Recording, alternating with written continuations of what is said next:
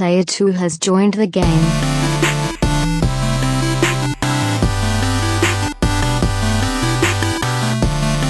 Hey, yo, what's up, everybody? Welcome to episode 175 of the Two Player Co-op Podcast. As always, I'm one of your hosts here, Kevin, along with my brother from my mother from very far away, Sean.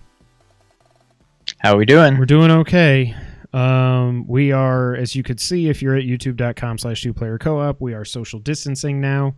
We're trying our best to record this and have it be somewhat good quality, but if there are audio issues or if our mouse aren't synced up, if you're watching on YouTube, just bear with us. We're trying to figure out this whole thing. I'm trying to use OBS to do this, and for some reason it keeps making Sean's camera keep jumping like crazy, and that just is what it is. So we're going to see what happens. But if this is the first time you're seeing us, this is the Two Player Co-op Podcast, where just about every week two brothers get together to tell you everything you need to know about in the world of video games. If you like that, make sure you go to youtube.com/2playercoop, hit the subscribe button, hit the like button, and make sure you hit that bell so you get notified every time we post a video. If you really like us, Sean, you don't even need to do the magic hands because who even knows. If you really like us, you can go to patreon.com/2playercoop. Just like, I think that was the wrong way. Just like our producers, Steve Appleton and Aunt Sue did, as well as our affiliates, Logan Wilkinson and James Solar. If you like merch, you can go to teespring.com/stores/2playercoop. And you can go to twitch.tv/2player_coop as well. However, with our life situation right now, mine and my wife trying to run a school virtually out of our house, the podcast studio is getting repurposed 5 days a week as a safe haven for the kids to come and get on Zoom calls and do all that stuff with reliable internet. So we probably won't be twitching for a while until we ride out this insanity together. But still go over there, give us a follow, like, sub, whatever the heck it is. I don't even know. But yeah, so again, we're recording this remotely. Give us some grace if there's any issues with sound quality. If one of us is louder than the other, we don't have a Kevin. We just have me. And I am a Kevin, but I'm just saying we don't have a Kevin monitoring this because I don't know how loud I am. And I don't know how, I know how loud Sean is, but that's based on just what I'm hearing. So just bear with us if it's not perfect. Sean. Yes. How you holding up? I'm doing okay. It hit me as I was telling you. Today's Sunday as we're recording this. So Thursday and Friday, it's been beautiful out here. And then, so Thursday, we took the baby and the dog out for a walk just to get outside for a little bit. Friday was like equally as nice. And Friday morning, it hit me that Thursday, when we went for that walk, that was the first time I've been out of my house that whole week. So at lunchtime, I just jumped in my car and just drove and just put the windows down and turned the music up and just like drove around town for a bit. And I felt like a new man afterwards. It was just like, I don't know, reinvigorating. And I don't know, it was just so nice just to get out. A lot of cabin fever. But what are you going to do? Things could always be worse. Yeah, and hopefully they're not going to get too much worse, but I have no idea. And I'm trying to monitor the levels just in OBS to make sure we're both talking at about the same level, so I just turned you down a little bit. You don't have to change anything. I'm trying to monitor it over here, so just do what you do. Do what it do. Okay. I don't even know. Do what it do? Yeah, just let it do what it do. I'm kind of going crazy. It's been 2 weeks now. Well, you have a lot of children in your house. 2 weeks home with 4 kids.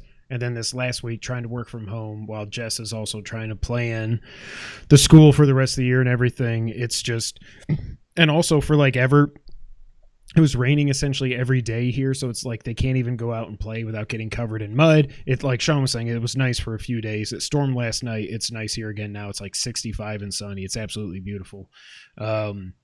But yeah, it's just between balancing work, personal, and then trying to keep this channel up and running and figure out how to let us be able to actually podcast.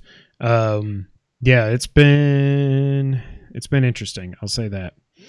But I think we're doing it. We're doing the best we can, just like everybody is, and hopefully we're here to entertain all of y'all. And again, if there's any issues with quality or anything like that, if our mouths don't line up, bear with us. If this doesn't work, what I'm doing, and it looks way too messed up, then next week we'll just do a Google Hangout. We'll just record that way. But if this does work, then that does give me hope for whenever we get back together, that now we know how to have guests on and actually have it work.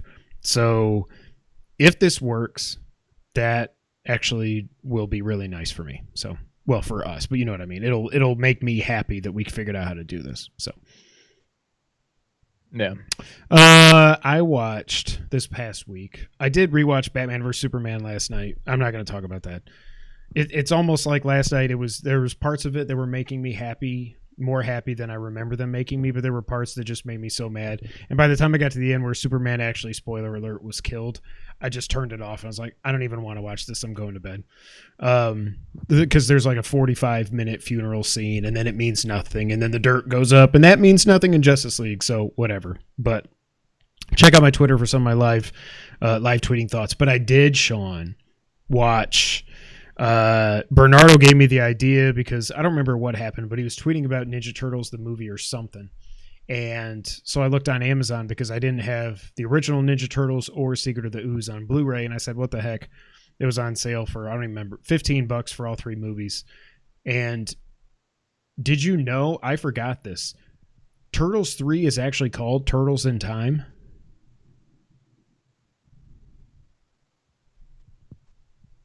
Is it really? Yeah. It says it right on the box, Ninja Turtles 3, Turtles in Time. And I was like, wow. I mean, it makes sense because they go back in time, but I did not remember that actually having that subtitle that the much better game had as well. I don't remember that at all. That movie literally one time. Yeah. I think I have as well. Because I don't think we had it on video. No, because it sucked. Well, yeah. So I think I probably saw it in theaters, and then. So wait, you haven't watched that one yet? Not yet. The boys want to watch it, but I'm like, just so you know, there's no Shredder. They're samurai for most of it, and they're back in time, and that's really all that I remember, other than it wasn't very good. I think somehow April goes with them. Maybe I'm wrong. I don't know. But at some point, we'll probably watch it, and I'll report back, but I'm not looking forward to it. Yeah. But 1 and 2 are still awesome. Shockingly, both boys agreed that they did think Ninja Turtles 1 is the better movie. I thought because 2 was more comedic and zany and stuff that they would have liked that better, but they both like 1 better, and I said that is the correct choice, and I was very happy to see that. So, see, I don't know. I think you're probably right. I do think that 1 is probably the better one, but they're almost as different, not so much the visual aspect, but I don't know. They're almost as different as those movies are from the more recent ones. Like the first one was so like just dark and gritty and kind of like the comic book was, and then the second one was more just, I don't know. Not that it wasn't serious, but it was a lot more like lighthearted, I guess. it was more kind of like the cartoon compared to the comic books. Right. But they're both great. When I told them that, I was like, hey guys, do you know who's playing Super Shredder? When we got to that point, they're like, well, no, obviously I don't know, Dad. Who is it? And I told them it was Kevin Nash. And first they said, who the hell is that? They didn't say that. But they said, who is Kevin Nash? And I said, that's the wrestler, like Diesel. And they're like, wait, really? I'm like, yeah, he's 7 feet tall. So they're like, hey, come be Super Shredder. And incidentally, I did see that he just put on, an Instagram the other day, that he got a residual check from Ninja Turtles 2 for 1 penny. So he's raking in the money from The Secret of the Ooze. Like, I'm confused.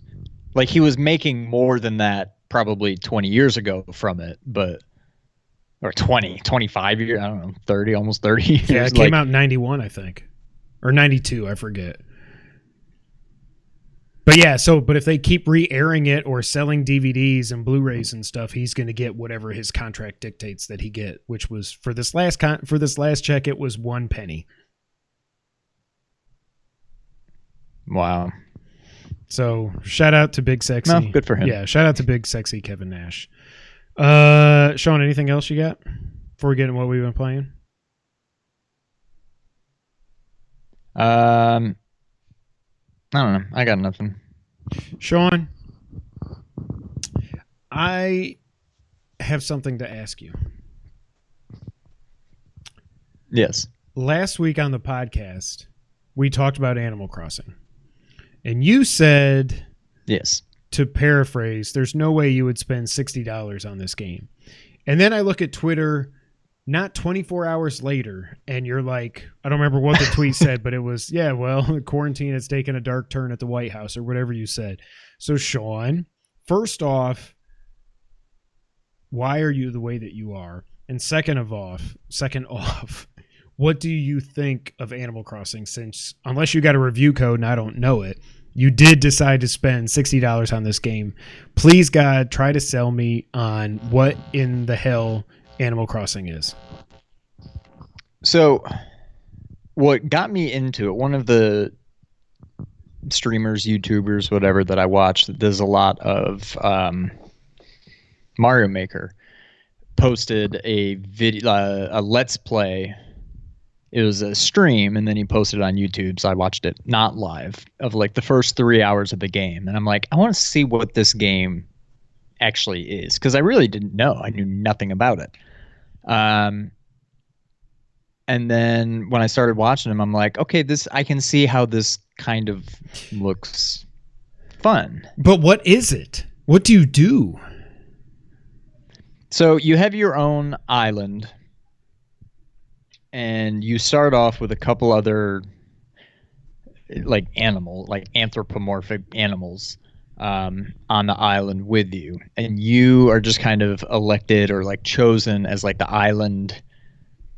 They call it like the island resident representative, or something like that. And so you're not like in charge, but you're kind of, like running the show sort of. And there's these other guys. So there's Tom Nook. Yeah, that guy. And these little, I don't know if they're his kids, or I don't know if they're even related, but there's Tommy and Timmy. And so you can just do stuff, and you can, each island has a native fruit. So you either have like oranges, apples, pears, cherries, or peaches, something else, maybe. And they grow all over your island, and you can grab them and you can sell them to Tommy or Timmy. I don't remember which one, and they buy them off you. You can just go around your island picking up weeds and stuff, and they'll buy those, obviously, for not very much. You can like go around the beaches and look for seashells. You can fish. You can catch bugs. You can eventually you can start crafting stuff, so you can make an axe and a shovel and a fishing pole and a bug catching net and a slingshot and what else? A ladder to like climb up cliffs and stuff like that. So you can access more and more of your island. And you can like pull up flowers, you can chop down trees for wood, you can dig and try to find like buried stuff, and you can sell all this stuff. For bells, right? For bells. Bells is like the currency. Okay. And so you can travel to other islands. There's like random like procedurally generated islands you can fly to and just get a bunch of stuff from there. Like maybe they have different fruit than you do, and the fruit that's not native to your island sells for like 500 a piece, versus your own fruit sells for 100 piece. So you can go and like collect fruit from other islands. You can maybe find some flowers that you don't have and bugs that aren't at your island and other loot and stuff you can then bring back and sell or use to craft other stuff and whatever. And on these other islands, you can find these other animals that you can convince to come move to your island. And then after a few days, they'll show up. And then Tom Nook is like, hey, we've got this new getaway package, um, for these people that you wanted to move to the island. Why don't you go ahead and find spots on the island where you want them to build their house? And by the way, we want to make sure they feel welcome. So let's go ahead and give them some furniture. Each plot of land will say what kinds of stuff you need to provide before they'll move in. And some of them have like certain tables and chairs. The other ones have other different things, whatever. So now these other people move to your island. You can continue to like upgrade. So you start with a tent. Everybody starts with a tent, and then they become a house, and then you can upgrade your house, and you can you have like a pole vault stick that you can use to like Luke Skywalker in The Last Jedi to like go over like the water. But eventually you can, when you get enough money, you can start building bridges. So you don't have to do that anymore. Like Death And you have a Stranding. ladder that you can set up to climb up cliffs. And Like Death eventually Stranding. you can eventually when you get enough money or bells, you can build like ramps and stuff. So it's kind of like a Sim City desert island kind of thing. You're trying to build this society, and you get to like decorate your house. You can buy furniture, you can customize it, you can build all these other things. And I don't know, it's just like it's like a Sim City kind of thing. It's like it feels very mobile game ish. It's the kind of thing where you can just log on, and it all happens in real time. So if you have to say whether you're in the northern hemisphere or southern hemisphere. So I put northern, but I guess I could have put southern. And so it knows that I'm in the northern hemisphere. So come like November, December, if I'm still playing it, then it'll be winter on the island. And I don't know what that's going to change, but things will be different. And during different seasons, like different fish are available and different bugs that you can catch are available. But I don't know, you just it's a simulation kind of thing. But it is fun. I don't know how long. I'm not saying I'm getting sick of it already. I've probably played it 15 hours already. Wow. But I don't know. I do think I will probably get sick of it eventually. I mean, you do with any game. But I don't know. I mean, it's fun. I enjoy it. So is this kind of like Second Life meets Harvest Moon or something? Like there's no action in this game or anything like that. So is it kind of like a Second Life thing mixed with Harvest Moon, mixed with Sim City, but really you're not building a city, you're just building your own. Yeah, I say Sim City. It's really closer to the Sims. Okay. Really. It's a much more micro scale. I never played Second Life, but what I know of it, yeah, you have your in-game avatar, and you can go to other people's islands and like trade stuff with them. Because if they have a different fruit that's native to their island, I could bring a bunch of oranges and be like, hey, these are worth more to you than they are to me. So why don't you give me some of your cherries or apples or whatever? We'll make a trade, and then I'll be on my way, and we can sell them and make a lot of money and blah blah blah blah blah. But it's cool, like just randomly, like tomorrow if I log in, they'll be like, hey, good morning everyone, here's your announcements for the day, whatever. And they might, sometimes they're just like, there's no real announcements, just go about your way and have fun. And then other times they might be like, wow, we've, been doing a lot of business at the store. Like what just happened to me now is we've been doing a lot of business at the store. We're going to go ahead and upgrade the shop to give you more options to buy. So it'll be under construction for the day, but it'll be back up and running tomorrow. And so just like random stuff like that happens. So it just seems like there's always, now I don't know when that'll run out, but it seems like there's always just something random that could happen any day to like add something new to the game. And so I don't know, we'll see. I think my enjoyment of the game will basically go as long as they continue to introduce cool new stuff like that. And if all of a sudden I'm playing for like weeks on end and every day they're like, no announcements, just go do your thing, then I'm gonna be like, okay, well it's probably gonna start to get boring. But it seems like there's a lot of stuff that can happen. So I twisted that the wrong way. I'm trying to hide the barcode. Sorry if that's loud. This just seems like it should be a free to, like you said, it does sound like a mobile game. It sounds like this should be something that's free to start. Like, do you think this was worth $60? It depends on how long I play it. Okay. I guess. I don't regret it by any means. Okay. Now, if I all of a sudden tomorrow wake up and I'm like, I'm just done with this game, then I'll probably regret it. But I mean, if I can continue to play it for weeks and still enjoy it, I think it's worth it.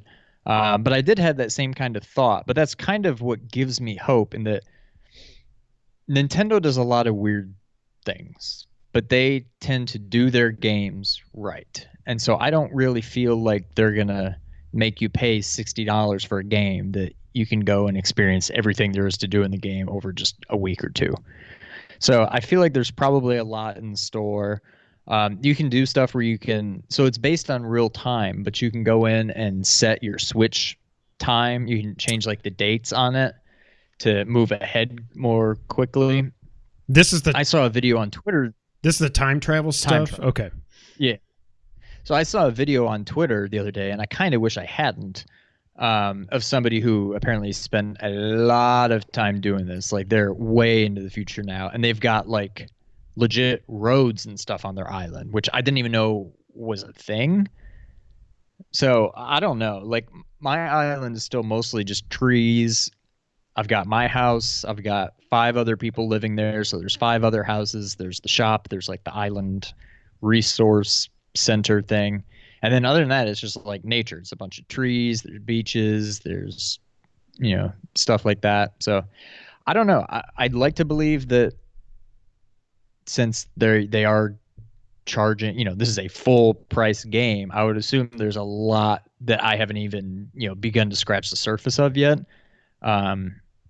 But I don't know. I enjoy it. I think the jury's still out on whether it's actually worth $60 or not. I'm definitely enjoying it, but like I said, if all the newness has worn off, I feel like in the next couple weeks, I might be a little disappointed, but I don't think it will.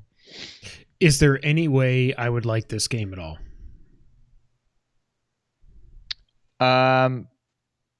It depends on... So you're not really big into mobile games. But what I remember, the one you really enjoyed was SimCity. Yep. And so this definitely has a little bit of that to it. The downside, what I will say, I mean, I don't know if it's a downside, but just something to consider. I don't know if you even would think that Nick and Noah would even enjoy this game. However, when you get this game, you have one island. It's not like you can create different accounts. Like, even if you choose your profile and they choose theirs, when you go into the game, it goes to the same island. So whether that helps or hurts its cause, I don't know. But just FYI, you can't all have your own island. Now, maybe it's more fun to just share an island, and every day, people can go. I don't know. It's. I enjoy it. I think it's kind of fun. But yeah, it's not. There's no action. There's been more action in Death Stranding than there has been in this game. Wow. But I don't know. It's definitely different, but it's been fun. All right. Well, I'm happy for you. I'm glad. It was just so funny to see like when I was scrolling through Twitter that night, I was like, wait, what the hell? What did we just talk about? And then Solar was like, didn't you literally just say on the stream last night that you wouldn't pay $60 for this? Oh. Well, to be fair, I said I wouldn't just take a flyer on it for $60. Right. I did a lot of research. I looked up some Let's Plays. I saw what I was getting myself into, and it seemed fun. And I'm in a quarantine, so it's like I need something to pass the time. So, but you whatever. You would say so far this year, this is your game of the year because you haven't played anything else. It is my game of the year so far, yes. I think that will move down to 3rd over the next couple of weeks. Yes. But as of right now, it's number 1. I think mine will too. Although Top Run came out this year, so I guess I've played 3 games. But did you play anything else this week, or is it just Animal Crossing? That's pretty much it. I played some Mario Maker earlier, but yeah, nothing big. So I did the Let's Play. If you guys didn't see it yet, go check it out on our channel. I did a Let's Play of Twin Breaker. Funny thing, just like everybody is biased against Colin Moriarty. All of a sudden, I went to bed. We had 10 or 11 likes on it on the first day, and then I woke up the next day and we were down to 3. And I was like, oh, that's weird, because the views didn't drop or anything. So YouTube, what are you doing? But anyways, Twin Breaker is... Now, again, like I think it was Derek that commented on the Let's Play. And he said if Colin wasn't involved with this game, literally no one would play it. And while I do say that's true, I definitely I wouldn't have even spent $10 on this game like I did if this wasn't involving Colin and Chris. I will say, though, if they weren't involved, this game wouldn't have been made. Like, I heard them, I haven't gotten through the whole podcast yet, but I'm a Patreon supporter for Colin. And on the Friday Sacred Symbols Plus, he was talking to Barry over at Lily Mo Games about creating the game and the process and everything. And so now we know from Sony talking about backwards compatibility, there's over 4,000 games on the PS4. They could only find, including their game, 4 Brick Breakers on PS4, period.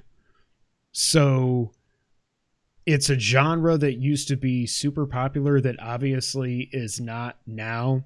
What he has seen anecdotally is people have actually been finding it that don't even know who Colin is or anything. They're just like, holy crap, a Brick Breaker? Yes. And Corey Barlog bought it, and he was tweeting at Colin on Twitter, obviously. But Colin was saying that was just like the most amazing feeling that Corey Barlog went out and actually bought his game, like the director of God of War. And Druckmann, too. Druckmann, too. But he said, full disclosure, he did send Druckmann a code. Because Druckmann tweeted him about it, like to say congrats or something. And Colin was like, hey, thank you for that. Do you want a code? Do you want to try it out? So he didn't buy it, but Corey did. Corey did not reach out for code or anything. So he bought it and he's loving it. I will say, so I did the Let's Play, the first 10 levels. What you didn't see in that Let's Play is after you get through the first 10 levels, you go from the paddles being on the bottom to the paddles being on the side for levels 11 through 20. And that was fine. You get used to it. Again, it's like rubbing your belly and tapping your head at the same time. It's tough. But what's really like rubbing your belly and tapping your head at the same time is when you get to levels 21 through 30 and you have 4 paddles. You have 2 on the bottom and 2 on the sides. And it's just like you think it would be. You use the right stick for both of these paddles over here. I don't even know which way I'm pointing. And your left stick for these over here. So you go up and down or left and right. And that pretty much broke my brain. And listening to Colin talk to Barry, the way you get better... like to get A ranks or S ranks and everything. And again, I will say now, I don't think I'm going to get the platinum in this game. You have to get 20 S ranks. Now, there are 20 stages that are just either the paddles on the bottom or the paddles on the side. So he said if you practice enough, he thinks most people can get S ranks on there. But the trick to getting an S rank is it seems like it's beating the level quickly, but it's also beating the level quickly without dying. If you die, and then if you saw in the Let's Play, you spent 100 points to buy an extra life, you can't get the S rank. So with that in mind, I'm like, I'm going to play through the game. I'm now through level, I want to say I'm up to like 36 or something out of 40. So I'll beat it here, maybe tonight, maybe tomorrow. And then I'll kind of see where I'm at. But yeah, I don't know that I'm going to get the platinum in this, much less get it twice. But if I can figure this out and get better at it, maybe. But going back to the original point, if this game didn't exist, no one would care about this game if it wasn't for Colin. I definitely wouldn't have bought it. But it's a lot of fun. It really is. Once you start to wrap your mind around the best way to control both sides, like really you got to look at the way I got my brain to work is to just say, look, in my mind, I basically split the screen into left side, right side. And only instead of worrying about, like there was times where I would be, even if the ball's bouncing around over here, I'd be moving the other stick just because I'm like, no, you can't do that. You just look at this side. And until the ball, unless you get like one of the power-ups that like makes the speed go faster, or if it's been bouncing around forever, you don't need to worry about it just surprising you and going from the left side of the screen over the right side. Like it's not going to happen. So really you need to just think about it in two halves of the screen and just play it accordingly.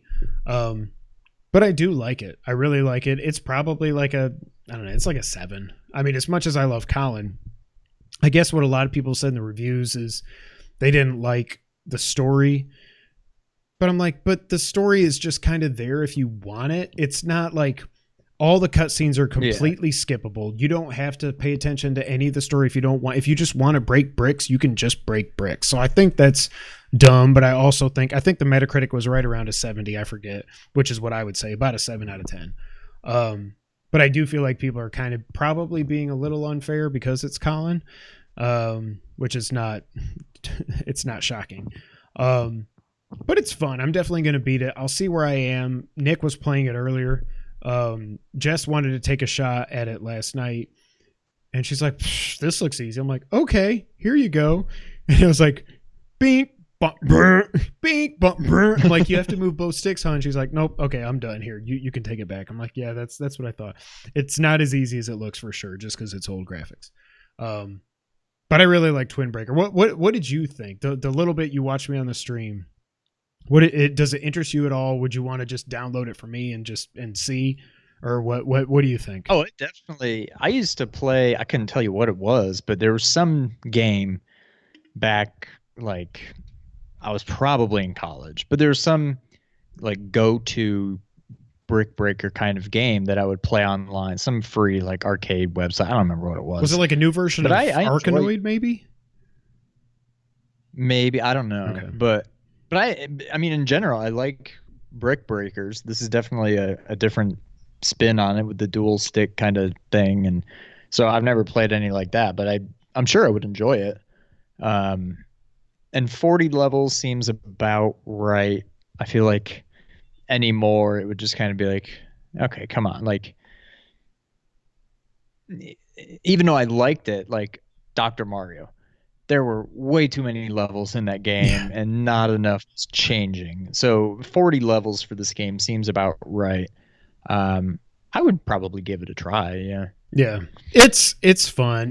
Brick breakers have never been my favorite genre. I feel like I played one on a BlackBerry way back when I first started with AT&T or something. I feel like that was like past. It was like better than, just Snake on Nokia's back in the day. But before we got to real mobile games, I feel like there was a brick breaker that I played on BlackBerry, and I don't even really remember Arkanoid. That's one of those that just seems like it's a blind spot for me.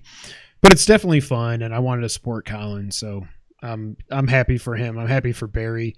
The other thing that I did think was funny listening to that Sacred Symbols Plus podcast was Barry was talking about how he got into games. So he's made 3 games so far. He made Perils of Baking, which is kind of like a platformer with really, really, really bad, like almost like Atari graphics, because he had to do the art himself for that because he didn't have anybody to do the art. And then Habroxia, which I guess you can save Colin in.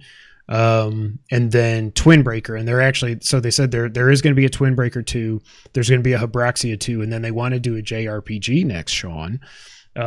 He did say They also really want to do a strategy, like a tactics kind of RPG, but he said the reason you don't see a lot of those games is they are so complicated and intricate, and to like program them and do all the systems and everything, that it's just, they don't have the expertise to do that, but that's his goal eventually down the road. But so he uses Game Maker, and he kind of taught himself. He dropped out of college. He did something else for a while. He got into making games. He had some programming background and everything, but now I'm like, what the hell? I'm in quarantine. I think I might just download Game Maker Studio and just see if I can do anything. Because again, I have an idea for a game for the two of us. If I had to make it myself, it would probably be like 1 level long, maybe like 5 if I could figure it out. But it might be fun to just mess around with in this new world that we're in. So I'm not making any promises, trust me. But just to hear somebody talk about, why don't you just go get Dreams? Game Maker Studio I think is free. Dreams is $40, and I don't know. Not having a keyboard and mouse, I don't know how anybody does anything in that stupid game. And also, if I made a platformer just per se with the two of us in it, Nintendo would probably come after us like they did Dreams. So that's it for Twin Breaker. Pretty fun game. It came out at the right time, I think, with everything going on in the world, and you just need something simple. Like when I get sick of the game I'm going to talk about next, it's nice to just be like, okay, I'm done. Let me go fire up Twin Breaker and see what I can do. But that other game that I've been playing, go ahead. So to be fair, I had the same thought about Animal Crossing. Like, I think if it wasn't quarantine, I probably wouldn't have got the game. It's not to make light of the situation, but it dropped at like the perfect time. It's the kind of game that you can just casually play, but play for hours on end. And it's when nobody has really anything else to do right now. I mean, it was the perfect time for it. So. Yep, agreed. Or you could also go play Death Stranding, for crying out loud. If you would have put 15 hours into Death Stranding, you'd be into like chapter 5 or 6. Chapter 3. No, don't be smart. You'd be into chapter 5, maybe 6. And you'd be like, okay, this game actually got good. But nevertheless, you'll get back to it at some point. The other game I've been playing is Doom Eternal. And this game, like, I played it for about an hour last night. The night before.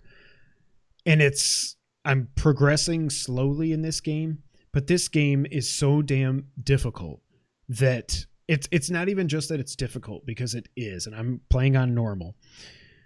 But I am starting to get the feel. What I noticed about the last time I played it was I'm starting to get the feel of how, like I was talking about last week, like how you do glory kills for health or whatever it is, chainsaw for ammo, and then you can use like your flamethrower to get armor off of people and kill them to get armor and stuff. I'm starting to get the feel for how you're supposed to, because really it's like you go into these, not really rooms, but these areas where it's just like you might solve a little puzzle or something. You go in an area and then it's just gore, death metal. And you know you're going to have to clear out everybody in this room to be able to get out of the room or the area to go to the next part of the level. Another like puzzle solving, platforming, whatever, which I'll talk about in a minute. But it's about seeing you learn obviously what the lower level enemies are. You learn the easiest way to kill them. You can use basically any gun you have. Like I said, once you get the flamethrower, you can do that if you need armor. If you've got gas for your chainsaw, you can run up and just cut them in half to get ammo, or you can just shoot them until they blink. You do a glory kill so you get health. So you start to learn the resource management part of this. But I can really only take it for like an hour at a time before it just gets so damn intense that I'm like, I can't handle this anymore right now. I have to just turn it off for the night and come back the next day or a couple days later. I don't even know. I'm going after the second Hell Priest, whatever. I think I'm getting close to fighting him, I guess. But I don't really know. But man, this game, it's beautiful. It is crazy. It is so intense. It is so difficult. But like I just kind of hinted at there, the one thing I really do not like about this game, which I talked about last week as well, but I've done more of it now, is the platforming in this game. It's not fun. And like I got to this area on like this snow planet or something where I beat all these enemies, and I got to this new enemy that's almost like I'm going to call it a Medusa, because it's like a Medusa, but it's a dude. And he's like snaking around and everything, and he's tough to hit because he's so fast. Killed a couple of them, killed whatever. You get a rocket launcher finally, which I was like, hell yeah. I haven't gotten the super shotgun yet. I hear everybody talking about the super shotgun. I'll be very excited when I get that. It'll be tremendous. But so you get to this part where you kill everybody, and I'm like, okay, I jump up into this thing, and there's a switch that you got to hit. So you punch the switch, and you hear like tick, tick, tick, tick, tick, tick. So you know it's not going to last for long. I have to punch the switch, run out of the hallway, jump out of that hallway, land on a bar while I'm in the air, turn around, jump again, dash to get onto this other platform, jump off of that, dash to this other wall, climb up that wall, jump to the wall behind me. And this took me 10, 15 tries. So what happens is when you hit the switch, you go and jump on the bar.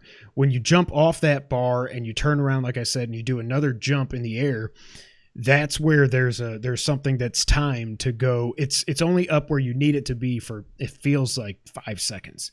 And if you don't hit it perfectly, you can't get you can't get to it to jump to the next wall, to jump to the wall behind you, and blah, blah, blah, blah, blah. And I got it once after 2 or 3 tries, and I went up there and I got a power up or something. I got a rune. I don't remember what it was. And then I'm like, I don't see where to go. So I jump back down, and then I'm like, I look at the map. I'm like, oh, you stupid idiot. You needed to be up there. You just needed to look up and jump up and go across. And I didn't do that. So I had to do it again. It took me like 15 tries. I was about ready to quit. You get through that, then you've got these other platforming sections where you've got to jump across like this huge like canyon, and in the air you have to shoot this green thing to make it red to make a wall open, and then you have to dash through it to get to the wall to climb up. And it's like, I just want to shoot things and like rip them in half with a chainsaw. I don't want to do this. So I really like Doom. It's my game of the year right now, just by default almost. I wonder at the end of the year with some of the heavy hitters we're coming that we have coming out, how this will rank for me. Right now, I would say it's just good. It's not the type of game for me, but I was bored, so I got it because I was like, I don't have anything else to play other than Hellblade, which I haven't gone back to. I will once I beat Doom. But yeah, does any of that sound like anything you would? I know you said you'd probably want to give it a try just because we both like the same kind of first person and I haven't tried multiplayer at all, and I probably never will. But does anything about Doom like sound appealing to you? To some extent, I long for the days of like old, not literally old Doom, but like I don't like having to think about how am I going to kill this enemy? Do I need health? Do I need armor? Do I need ammo? I need blank, which means I need to kill this guy with this weapon instead. Like I wouldn't want to, that would just drive me nuts. I just want to be able to kill everybody. But then when you talk about it that way, to me, that's the kind of first person shooter I don't tend to like. Like when I tried playing Destiny 2, I played for 30, 40 minutes. I'm just like, this is just boring to me. It was just, I don't know. So it's something that whenever I can leave the house again and I'm over at your house, like I would maybe try it out. I don't know that I'm going to bother trying to download it here or anything, but it's something that I feel like I need to at least experience, but I don't know. Yeah. But like I said, you do get the handle for it. Again, it took me maybe 2-3 hours to figure out the loop of just realizing almost innately what you're supposed to do. Like you look at your health, you look at your armor, you look at your ammo, and it's like, okay, this is how I need to kill this person. And it almost becomes second nature, and there is still armor and health and ammo around the level. So it's not like there's none, but it's just, there's not a lot. So you really need to manage the way you're killing people to make sure you're able to stay alive and go from there. Right. All right, Sean, you want to get in the news of the week? There's not much. Let's do it. I don't have the button, so I forgot to plug that in. So let's just get into it.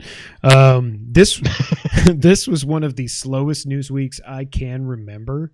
So there's just 3 items here, and they're all very, very quick. One of them I probably wouldn't have even talked about if not for it being a slow week. So this week, Sony, Microsoft, and GameStop all did come out to say that both consoles are still on track to come out this holiday. So apparently China has been getting back. I've seen some of this from who we work for too, with factories coming back online over there and stuff. But yeah, both consoles should be coming out. They did update the PS5 website. It does now still, they updated it and it still says holiday 2020. They had a PR spokesperson come out and say, yes, it's coming out holiday 2020. Of course, there still could be shortages. That's one thing. I don't know how many they're going to be able to make, and I don't know that they know how many they're going to be able to make either. And Microsoft did also say that Halo Infinite is also still on track to release holiday 2020 as well. Sony did, however, warn that their upcoming first-party games could be delayed due to the coronavirus. I have seen anecdotally a lot of people online talking about how Sony should just delay The Last of Us Part 2 because of what's going on in the world. Not because they would have to because of production or anything like that, but just because it's not a good time to release it now. I don't agree with that at all. They've already delayed it 3.5 months from its original release date. I think we've been seeing this game for 4 years now, give or take. I think Last of Us Part 2 could be very cathartic for a lot of people. That's how I kind of think of it right now. I think it would be a good escape from everything we're all dealing with in reality. But Sean, what do you think on hopefully both consoles still coming out this year? Sony warning that some first-party games could be delayed, which really that just means, if we're being honest, Last of Us 2 and Ghost of Tsushima, because they've got nothing else that we know of right now. And then some people thinking they should just delay The Last of Us 2 because we're in a pandemic. What do you think, Sean? I'm glad to hear them all say that everything's still coming out this holiday. I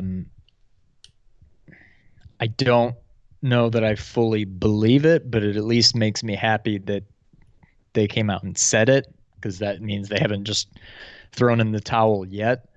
But I'll believe it when I see it, I guess. But at least they are saying the right thing. So that makes me feel a little better. I don't feel like they should delay this game. Like you said, it was a good point. I do think it would probably be cathartic for a lot of people. And you're really, that's a bit of a stretch to compare The Last of Us to what's going on now. I mean, I kind of get it, but it's not to downplay it, but it's basically a zombie game. Yeah. Should Resident Evil not come out either? People can, get this virus and it can be spread. Shut up. I'm sorry, but no, do not delay this game. That is stupid. Just God. I don't think it's a good idea. We all got to be upset about something, I guess. Yeah, but you make a very good point there. Resident Evil is actually based on a virus, and that game is coming out as we're posting this in just a few days. But nobody's saying anything about that. But for some reason, The Last of Us is being singled out. I think it's all stupid. And I don't think they will delay it unless they have to delay it for maybe a couple weeks just because of manufacturing the discs or something like that. Right. If that happens, that's totally understandable. But to electively delay it because it's too real, give me a break. Yep. I agree. All right, next, Sean. There was a quick, short interview about Final Fantasy VII Remake, which we are now just about a week and a half away from coming out. I cannot even believe that that's true. But just a few quick points here. They did confirm that some sections of Midgar that were previously just implied will now be fully realized and explorable. Endgame content has officially been confirmed, which I assumed there would be, but I guess people were very worried that there wouldn't be. And they did say that the game will, quote, be comparable in size to other mainline Final Fantasy games. Sean, anything that jumps out to you there, or anything that concerns you, or anything that makes you happy? The first two, to be honest, I'm not even quite sure what they're getting at. That third point about being comparable in size to other mainline Final Fantasy games, that I'm excited for this game. And I know if they're going to sell this as a full price game, it's got to be like it's a standalone game. But that also kind of scares the crap out of me. To think that as big as Final Fantasy 15 was, this game is going to be comparable to that, just all in Midgar. And there's plenty to do in Midgar for sure, but I think in the original game, if you know what you're doing and you're not wandering around lost or whatever, you can start the game and be done with Midgar probably within, I don't know, a few hours. Yeah, I was going to say 4 or 5 hours or something. Much longer than that. Yeah. So obviously this game, it's going to be way longer than that. But to me, the more Final Fantasy VII, the better. I guess in my head, without really thinking of it, I was just kind of picturing this game as being like a 15 to 20 hour game. But it seems like this may be way longer than that. So now, what are they saying when they say end game content has been confirmed? I don't know. I guess just after you actually beat Final Fantasy VII, you can still. Oh, that you can continue to. Oh, okay.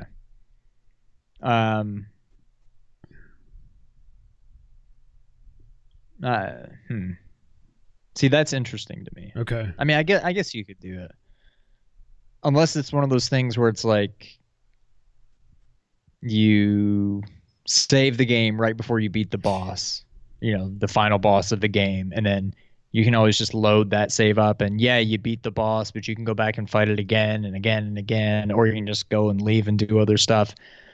I don't know that the story would continue. I don't know. Maybe it would.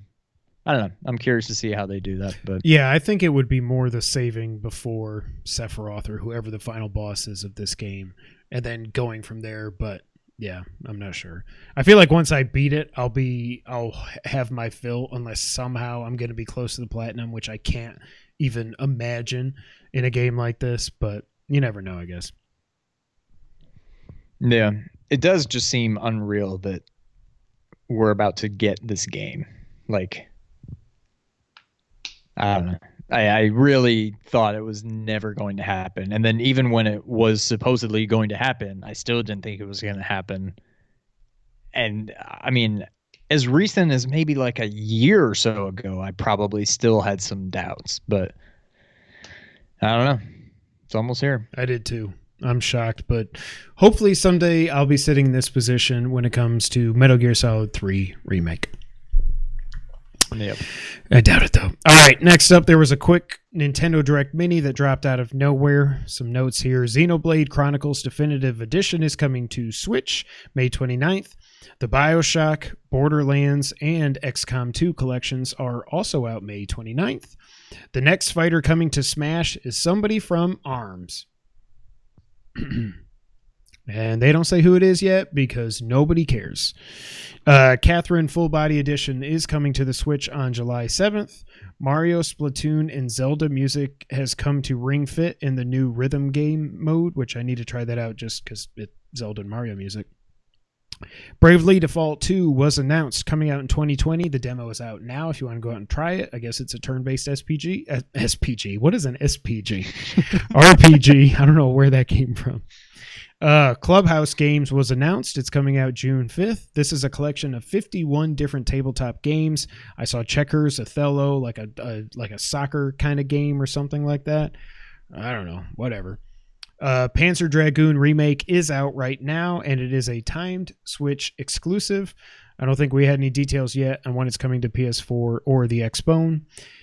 Jedi Academy is out now, and Star Wars Episode 1 Racer will be coming soon. And Burnout Paradise Remastered is coming out in 2020. Sean, is there anything that tickles your fancy there? To me, I'm kind of like, yeah, this is why they didn't announce this ahead of time, because there's really nothing in here I care about, honestly.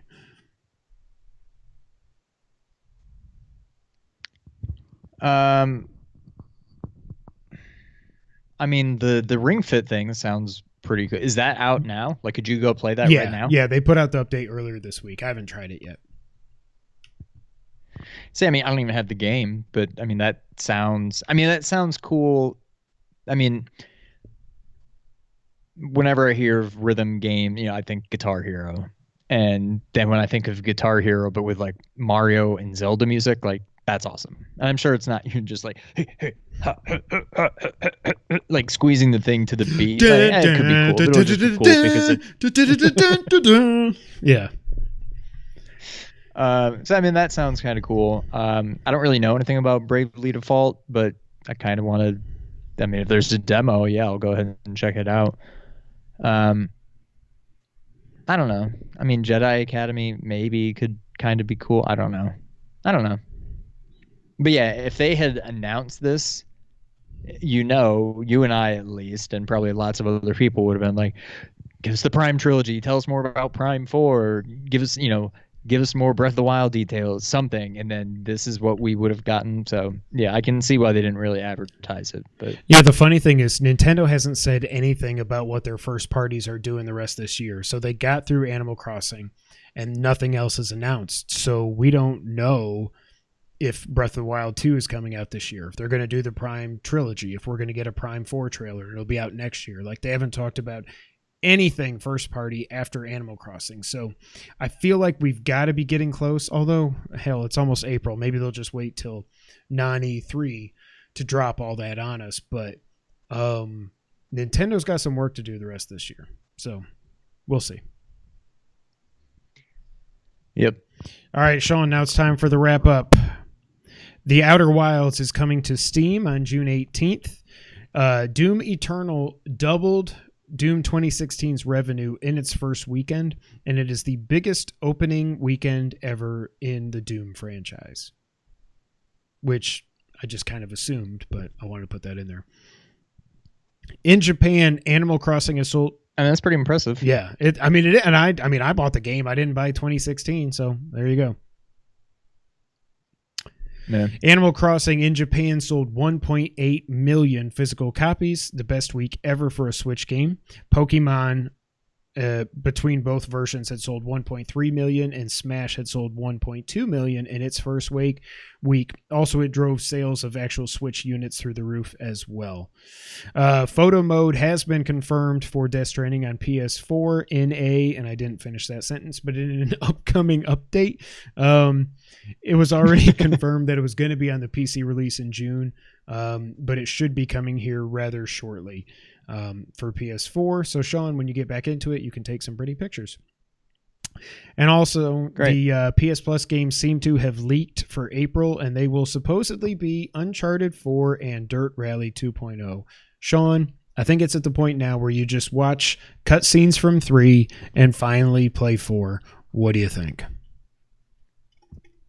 I agree. I think I'm ready to play 4 when it... Well, no, because April's already crazy. But I'll download it and I'll probably play it. Exactly. Instead of playing Ghost of Tsushima, you can play Uncharted 4. Right. And that's it, ladies and gentlemen. And Sean, did you know that we're doing something again this week? I did. I don't know that we should try to sing it, though, because I don't know how it's going to work. I was just thinking there's a little bit of a delay between the two of us, so we're not going to sing it. I'm just going to say... Or we can just do it, and it'll be hilarious. And it ends up how it ends up. Okay. We're going to try this. God almighty. This is going to be me singing by myself for a lot of it before the delay kicks in. All right. We're going to go 1, 2, 3, go, and then you sing. Yep. You're not even going to sing. I know that's what's going to happen. No, I'm going to sing with you on my end, but who knows what that's going to sound like on your end. Okay, match my pitch or key or note or whatever it is. Okay, let's do it. It's that time of the week when we play the It's the Back of the Box Challenge. I went high on challenge. I just got so confused because I started hearing you when I got to the end of it, and I was like, challenge. That was stupid. If you didn't know, again, I don't know how long we're going to keep this going, but this is the game where we end the podcast with sometimes. Basically, we look at the retail release of a previously released game. I think I'm blushing. We look at the retail box, we turn it around, we read the back of the box, allowed to the other player, bleep out any pertinent information that would give the game away or make it way too obvious. The other player then gets to ask some questions and try to guess the game. That's the Back to Back Challenge, and that's what we're going to do right now. Sean, do you want to read first or do you want me to? I'll go. You went first last week. All right, go. I know I say this a lot, but I feel like it wouldn't surprise me if we have the same game. I think we do, so we'll see what happens. Oh, you agree? Yep. Okay. Okay. These blanks have big problems. Nope. Okay, good. That's right. The arch enemy of blank has kidnapped the ever so popular blank. Now, the blank female's fate rests in the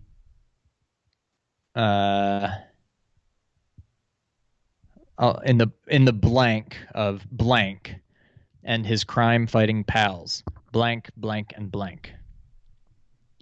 4 kooky buddies with their own special talent. Blank can bounce over bad guys with the best of them. Blank uses his claws to climb walls. Blank prefers to spin through them. and blank can glide through the air and swim like a fish. Choose which partner you want at the beginning of each level before you face off against time and goofballs gone bad in 6 zany wonderlands. Is this a sequel? There's more, but do you want me to keep going, or do you have a question? Is this a sequel? No. Oh, it's not Mario 2. Okay. Wait a minute. No. Did this just come out in Japan? No, but I looked up the Doki Doki Panic box, and it's just in Japanese. Okay, I figured. All right, keep going. Okay.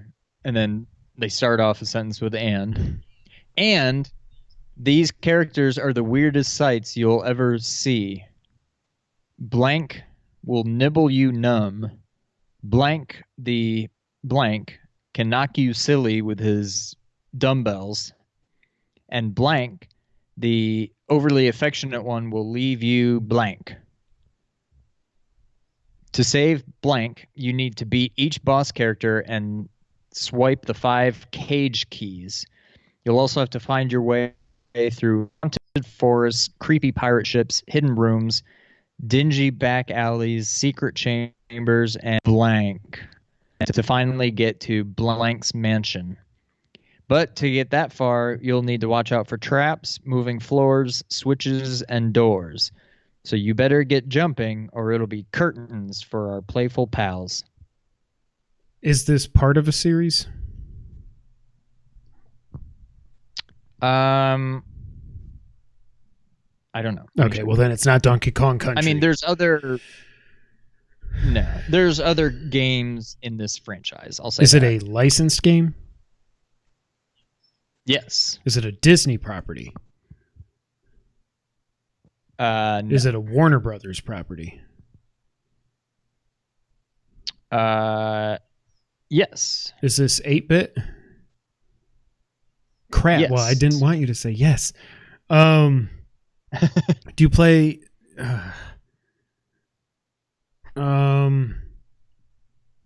is Castle in the title? No. Is this a Looney Tunes game? Kind of. Oh, it's 8-bit. Is it on the NES? Okay. Yes. I was like, is this the Tasmania Game Gear game? You said it's kind of Looney Tunes? Yeah. So, Bugs, Daffy, Porky Pig, Rootinus, Tootinus, what's his face with the mustache? What are some of the other characters? Taz, Roadrunner. Oh my god.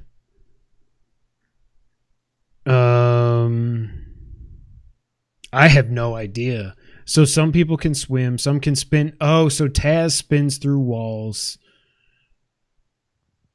Somebody, did it say somebody runs fast? Somebody swims like a fish. Somebody jumps on them. That's Bugs. Somebody uses their claws. Somebody spins, and somebody glides through there. Sylvester uses his claws. Bugs jumps on people. Am I way off? Yes and no. Okay, so it's not Bugs, but it is Sylvester.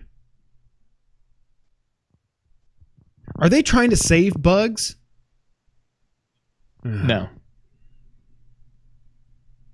We definitely did not own this game. No, but we've played it. On the NES. Oh. The only one I can think of is Bugs' Crazy Castle or whatever it's called. Now think back to before I started reading. And what did I say? Yeah, that's what I'm confused about. Because you said you thought we both would have picked this game. Mm-hmm. You played Animal Crossing, Final Fantasy VII.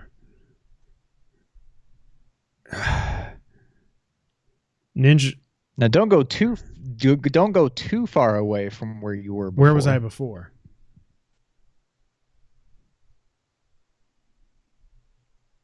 From Looney Tunes? Yeah. What? I don't know how this connects. My boys did watch Space Jam. Is it a Space Jam game? No. I'm trying to think. It's not a Looney Tunes game. Okay. But it has their characters? Not that I know of. This isn't like a... No, it's 8-bit, so obviously it's not Kingdom Hearts. Wait, but not that you can think of. Now I'm freaking lost. Oh, wait a minute.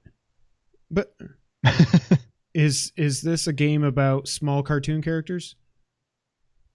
It is. Is it Tiny Toons something on the NES? It's just Tiny Toon Adventures, but yes. My gosh. No. And when I look at the back of the box, this game looks very similar. This may be the best game of the three, honestly. And I'm judging that because I know I've played it, but just the fact that you can switch. Yeah, I didn't remember that. And, like, they all have powers. Judging by the pictures, it looks like very similar sprites to the Genesis one. It's way closer to Genesis than Super Nintendo, but yeah, I'm looking at it now. This may be the best game of the three. I mean, I don't know. I'm judging it just, I know I've played it before and I know I liked it and the pictures are bringing me back, but it's possible this may be the best of the three. All right. I may need to, and I kind of play it. I may need to fire this up on the Pi. Yeah, this looks really good. This was what, 92, I think it said? This looks too good for 92 on the NES. This looks like it's like a 94 or 95 kind of game. This says 91. Wow. Okay. All right. Good job. I should have seen that coming. So now you're probably like, what the hell game did he pick? And this is really, really dark. So I'm going to have to zoom in, and I've got these lights in my eyes. Oh, and now I looked at them, so now I can't see anything. Okay. Ready?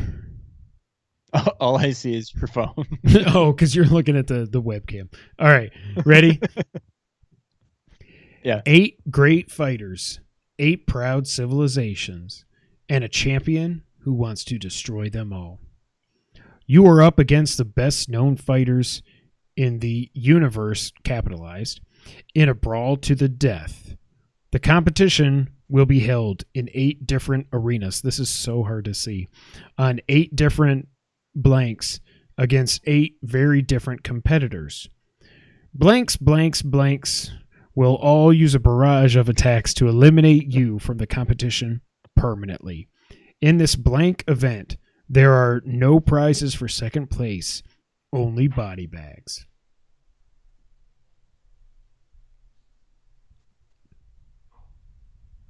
Okay. So it's a fighting game. Correct.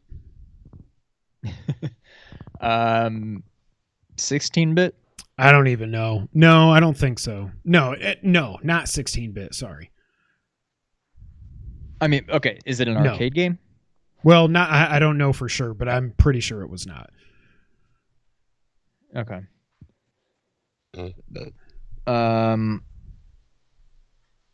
Did we own this game? Yes. But it's not 16-bit. That is correct. You're going to get it pretty quickly.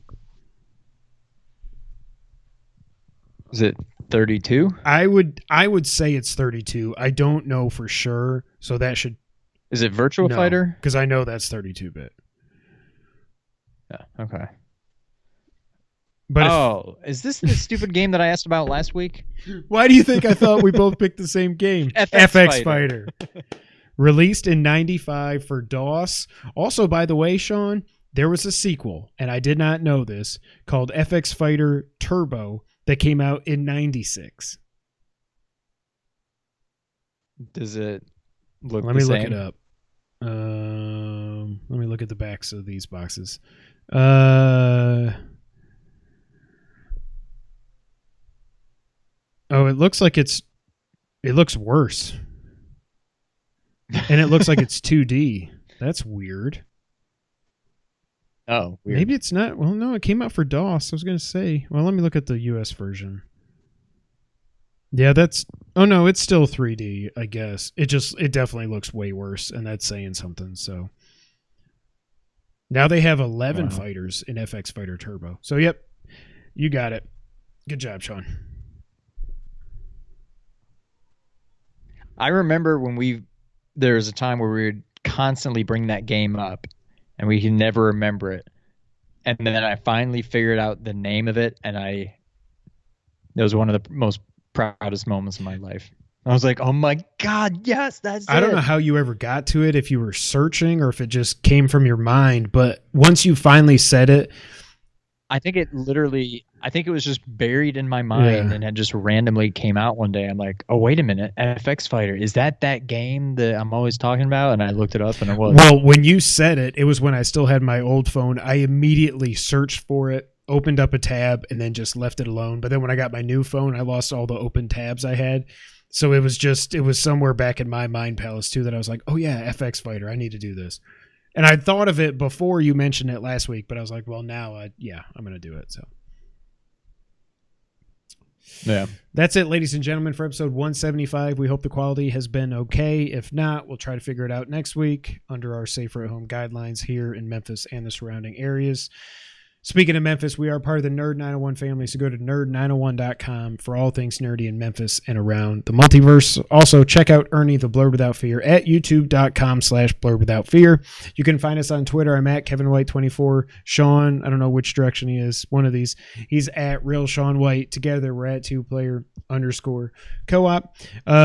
You know the rest of it. Patreon, Twitch, YouTube, audio services around the multiverse, all that fun stuff. We hope you guys are doing well. We hope we were able to entertain you a little bit this week. And hopefully we will be back next week. But until that time, Sean, go ahead and take us out. Thank you for playing.